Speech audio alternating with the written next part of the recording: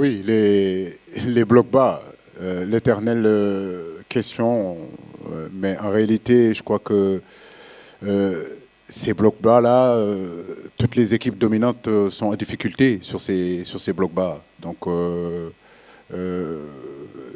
les blocs bas, ça demande de la patience, ça demande de contourner l'équipe, ça demande des exploits individuels, ça demande surtout d'avoir un collectif assez fort pour que justement dans les circuits, que nous puissions évoluer et que nous puissions être propres dans ces circuits.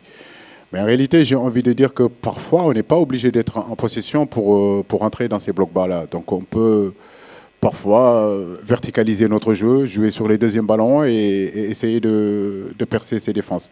Nous sommes conscients qu'aujourd'hui, le Sénégal, quand vous lui laissez de l'espace, bah, cette équipe du Sénégalais, elle est quand même assez performante. Elle est quand même assez efficace. Donc les équipes adverses ne nous laissent pas cet espace-là. Mais comme je le dis, ces difficultés de percer ces blocs bas n'est pas propre à l'équipe du Sénégal. Elle est propre à toutes les équipes qui veulent jouer un football dominant. Quand vous avez 11 joueurs, parfois même 12 joueurs qui sont derrière, qui sont derrière et qui attendent que vous vous trompez dans les circuits pour qu'ils jouent en contre-attaque, les équilibres seront importants. Donc je sais que nous serons en face aussi des adversaires qui seront peut-être à 10, à 11 derrière, nous laisser le ballon, à nous de l'utiliser. Parce que dans le football, il vaut mieux avoir le ballon que ne pas l'avoir.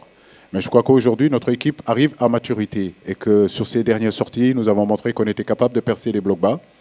Nous allons continuer aussi à travailler sur ça. Sadio Mané, numéro 9, excentré gauche, excentré droite. Pour moi, un grand joueur est capable d'évoluer partout. Je l'ai toujours dit. Et Sadio fait partie de ces grands joueurs qui sont capables d'évoluer dans l'axe, capables de jouer excentré gauche, capables de jouer excentré droit.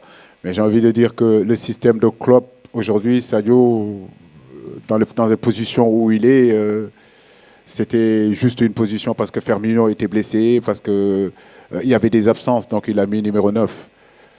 Mais Sadio, pour moi, il est capable de jouer à droite, il est capable de jouer à gauche. Effectivement, s'il nous manque aujourd'hui un attaquant, peut-être qu'on peut décider de le mettre et de le faire jouer en tant que numéro 9. Mais bon, moi, dans ma philosophie, dans ce que je veux faire en place, c'est le faire jouer à son poste de prédilection qui est vraiment excentré gauche.